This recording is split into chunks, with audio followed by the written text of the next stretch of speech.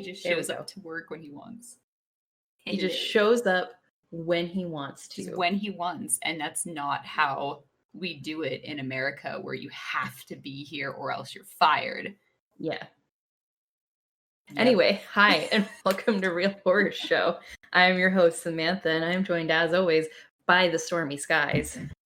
So yeah, this is our mini show. We said we were going to start watching the Vampire Diaries. Yep. I've watched 2 episodes. Oh, cool. I am going to watch at least 2 this evening after we get off. Awesome. I'm not going to lie. It's like teen bullshit, but I'm a little into it. Okay, I will probably get that vibe too. I'll be like, this is some fucking teen bullshit, but I'm into it. Like, it's 9 seasons, so it's not gonna all be great. Yeah. You just gotta get past the hump of the first season, and I think we'll be smooth sailing after that. Yeah.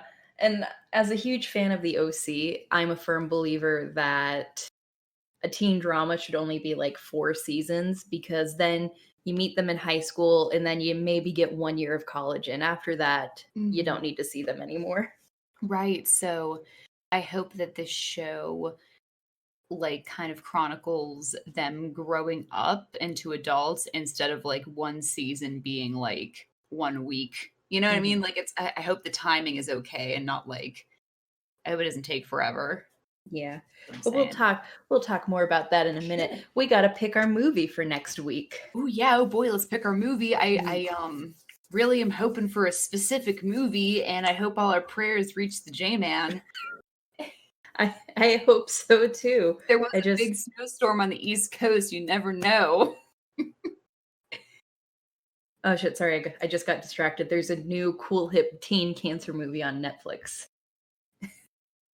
I love me some cool hip cancer teens. There it is.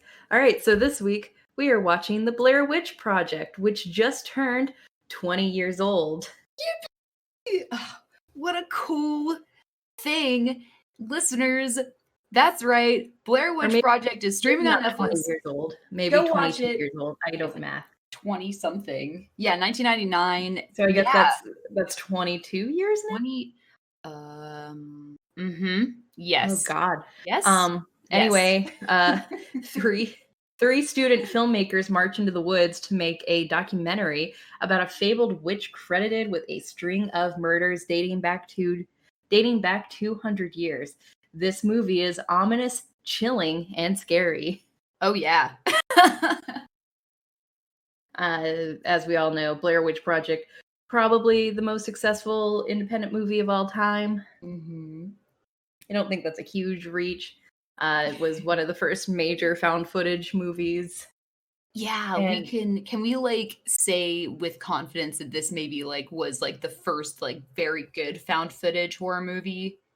I would say probably. I feel like Cannibal Holocaust fans would argue with us. Oh yeah.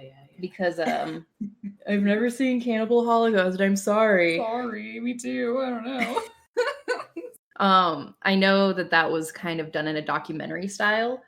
So, to the point it was so well done, I think the director had to go into hiding or something because he was going to be arrested for the deaths of the actors in his movie. It's a whole thing. Someday we'll watch Cannibal Holocaust. I think there is a version of it on Shudder. Oh, Shudder. All right. So we could venture over to Shudder at some point. Yeah. It's okay to wander off Netflix occasionally as long as it's accessible online for someone who only has $20 in their bank account. Right. Didn't you I thought you had Shudder. Did you just have like Shudder for a bit? I usually swap around outside of Netflix, Hulu, and HBO Max. I usually kind of float around what other subscription services I have. So if I feel like I haven't watched one in about a month, I'll cancel it, and then when there's a lot of content I want to watch on there, I'll re-up it. Oh, well, that's a good idea. Yeah. Nothing against Shudder. It's $5 a month, and I can save that $5 a month if I'm not using it. Yeah, absolutely. And put it towards the Hallmark streaming network instead. Right. Yeah, so talking about the Blair Witch, Sam and I were talking about it a little bit before we started to record, so let's continue that conversation. So Yeah, so we thought we had already like done a episode on it, but we didn't because Sam remembered something else that she was going to do. So back when we used to actually write content for our website, I was going to write a review on the official quote unquote sequel to the Blair Witch, which is just titled The Blair Witch, which came out 2016. I was going to say 2015. You were so close. I just was pulling that out of my ass. That was awesome. Which I didn't really care for, but a lot of people in the horror community like it, so maybe I should revisit it. Yeah. But Stormy was remembering the other sequel, The Book of Shadows, which is universally despised. Despised. Just I mean, I just feel like people don't like it because it strays so far from the source material. It's not found footage, and the characters are awful, and you see the Blair Witch. Oh, I don't want that. Some kind of ghost. Basically, it follows this guy who does tours of the Blair Witch, like woods. Oh. And the tour group gets like super high and drunk one night, and weird shit happens, and it's a weird trip. It's a very early 2000s horror movie sequel. Yeah. Yeah, the only thing that's scary about Blair Witch 2 is like the cover of the like the movie poster with the guy's scary screaming face, and that's about it. Yeah. But yeah, because I'm looking at the picture now. We're not watching that. We're watching the Blair Witch Project, the universally beloved found footage horror movie with a lot of interesting details we can discuss on our official episode. Absolutely. But now it's time to dive into some background regarding Vampire Diaries. Yes, absolutely.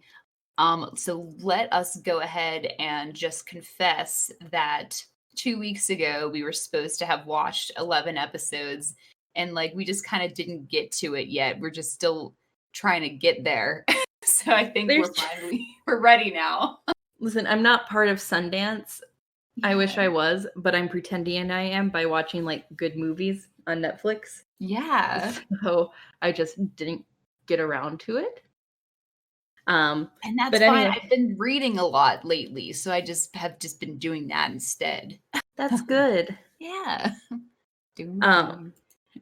But a lot of people, sorry, my computer made a noise. A lot of people consider the Vampire Diaries to be a Twilight ripoff because the show became really popular around 2009, 2010. But really, that's not the case at all. You see, I don't think we covered this in our publishing master's degree, but back in 1991, a book packaging company called Alloy Entertainment wanted to have a version of Interview with a Vampire for a YA audience. And a book packaging company is just like kind of a sketchy company. Maybe not sketchy, but they basically integrate agents, editors, writers into one roof. And so L.J. Smith was hired to do this. She was hired to follow this vague outline. And so she took what she was already working on for her personal writing career, took her characters and just adapted it into this mold of a pretty girl who has to choose between two hot vampire boyfriends. And all of this is in 1991. The first 4 books, the first 4 books came out between 1991 and 1992. And then, conveniently, who knows why exactly, the series picked back up again in February 2009, where she wrote 3 more books for the company. But you see, she was never hired as an actual author. So Alloy Entertainment owned all the intellectual property involving Vampire Diaries. She was only a work for hire author. See. Huh. So they ended up firing L.J. Smith. And so now books 8 through 10 were written by an unknown ghostwriter, and 11 through 13 were written by Aubrey Clark, who did it as a ghostwriter, so her actual name doesn't appear on the covers of the book. Mm-hmm. L.J. Smith is still credited as the creator of the series, but she doesn't own any of it, which is fucking tragic. Right. I would read your contracts. Make sure you're not giving away your intellectual property, people. Yes, absolutely. And I feel for her, going through the whole movie shenanigans. Absolutely. It really sucks. Yeah. But in 2014, she was able to kind of reclaim her version of the Vampire Diaries through fan fiction. As of 2014 through today, she is publishing her versions of the stories, or how she wanted to continue the series, through Amazon as legal fan fiction, because Amazon started this thing called Kindle Worlds, which allows fan fiction authors to profit off of their fan fiction. Oh. Which is really weird and morally gray. However, they receive permission from the actual copyright owners of certain franchises for fan fiction authors to be able to do this. Yeah. And the actual owners of the copyright and the publishing houses get a certain percentage of the royalties. So everybody's happy, and it allows fan fiction writers to make money off their writing, because I think there was a whole big demand for this when E.L. James published 50 Shades of Grey as Twilight fanfiction. It is Twilight fanfiction, people. So L.J. Smith has been making money off her Vampire Diary books again. They're not canon, but they are if you are a devout L.J. Smith written Vampire Diaries fan. And so I just thought that was interesting, since we're writers, and at least our single listener could be a writer. I assume they are. Yeah, absolutely. And it's always good to kind of have this understanding. I feel like a lot of people can be super fans and watch the entirety of shows and read books, but they may never really know the origin story. And we're kind of able to provide that a little bit. So we're just trying to also share some fun info. Yeah, and it's a lot nothing like V.C. Andrews died before she finished her second book series, which was the Heaven's Gate series. Oh. She's the author of Flowers in the Attic. So gotcha. She died. She only published 7 books as V.C. Andrews, and everything else. I always joke I want the work dedication of V.C. Andrews, because she's dead and has published 40 books since she died. And that's because her estate hired a ghostwriter to continue writing as her. And people are very passionate about this, because he is not as good as her, and he really he's just not as good as her, and he does some really sketchy shit, review his own books. Gives them 5 stars on Goodreads. That's the equivalent of liking your own status on Facebook. Yeah. Or liking your own picture on Instagram. It's weird. Which, confession, I do like my own, well, not my personal own, but for the brands I control on Instagram, I always get the likes rolling by going on my other profiles and liking those pictures. I do that too, guilty, but I don't like a post by Samantha Odie as myself. Yeah. That's if I accidentally go on the Real Horror Show Facebook and a Real Horror Show Facebook status that says Real Horror Show likes this. It's what the fuck? So yeah, it's just kind of weird. It's just frowned upon. But I do think it's interesting how the Vampire Diaries does seem to exist to reap off the success of other vampire books. Because when you look at how the series picked back up in 2009, there's not a doubt in my mind. I didn't find anything confirming this on the Wikipedia, just that L.J. Smith came back to write a few more books in 2009. Mm-hmm. But I don't know. I think it's pretty obvious a certain other vampire series had to do with Alloy Entertainment wanting to pick the series back up. Yeah. Mm-hmm. As 2009, that's when the Twilight movie came out. So Yes. Twilight fandemonium was at an all-time high. We wanted our vampire fix, so now's the perfect time to bring back another series. And then when it originally started, they wanted to do a YA interview with a vampire. Mm. So Interesting. yeah. Wow. Cool. So read your contracts carefully. If you have a lawyer in the family, don't be shy to ask them Yeah. to read over your contracts and make sure you actually own your intellectual property. Absolutely. That would have to be like the main point of today's episode. Yeah. Own your shit. Yeah, own your shit. Yeah, so listeners, if you want to follow along with us in our journey of watching The Vampire Diaries on Netflix, then absolutely start binging now. um yeah, by next time we speak after our Valentine's Day special, we'll be discussing the show and the first season. So, Shit, we yeah. gotta figure out a time to record our Valentine's Day special so I can put it up close to Valentine's Day. Ooh, yes, we do. Because we're a little behind on episodes. Yeah. So Okay. Yeah, we'll talk about that off a mic little later. Yeah, a little later.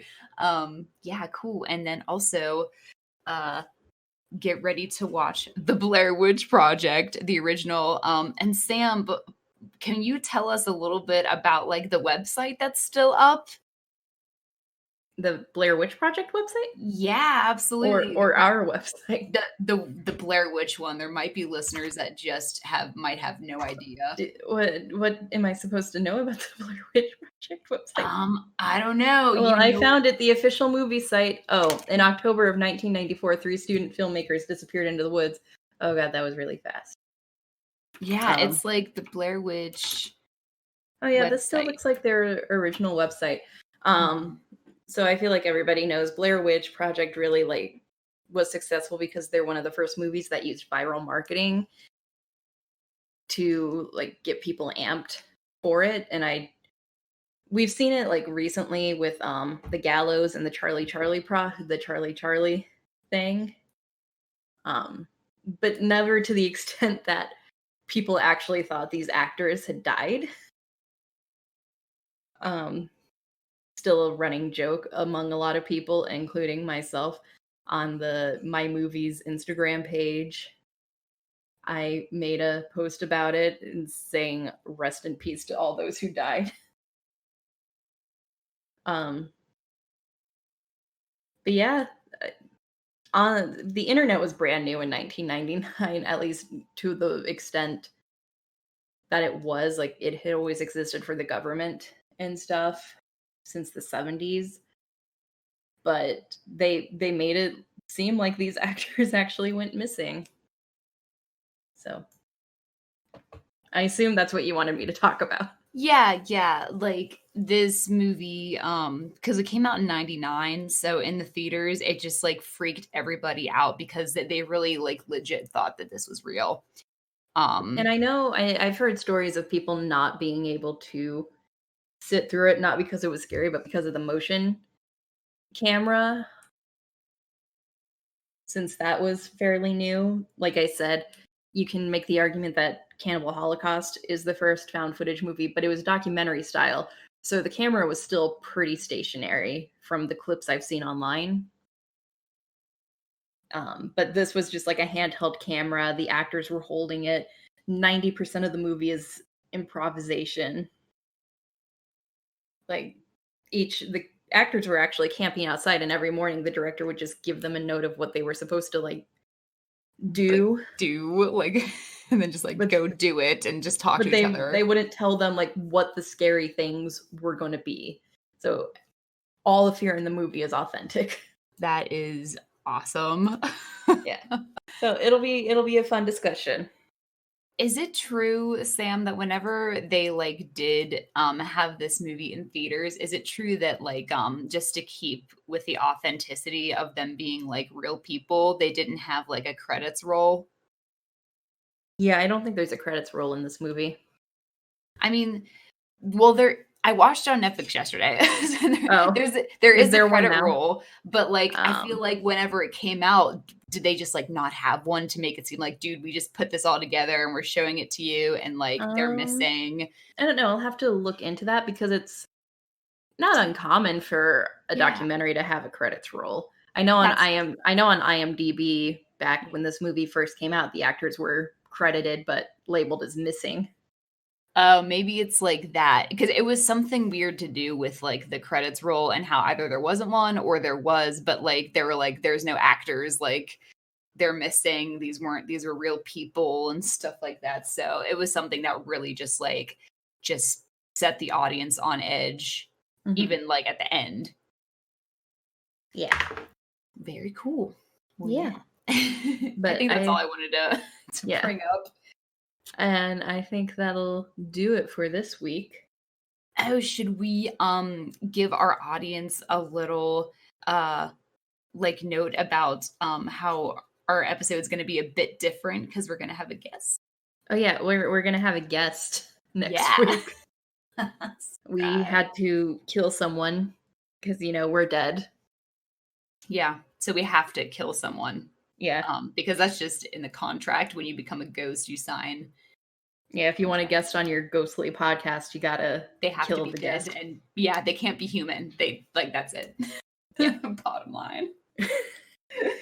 So, joining us in the purgatory afterlife is a guest. Yeah.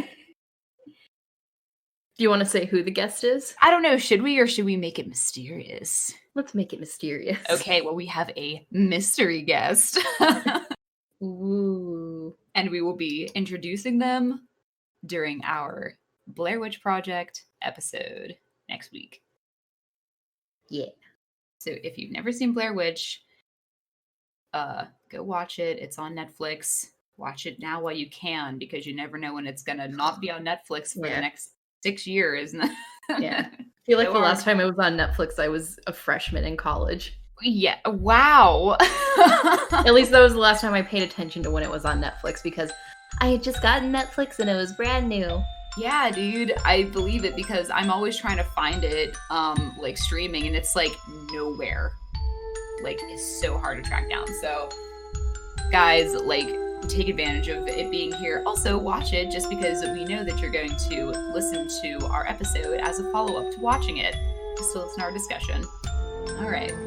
It's going to be a really good discussion, I think. Yeah. This movie. See you guys next week. Yep, that's all we've got. So see you next time. Bye-bye. Bye.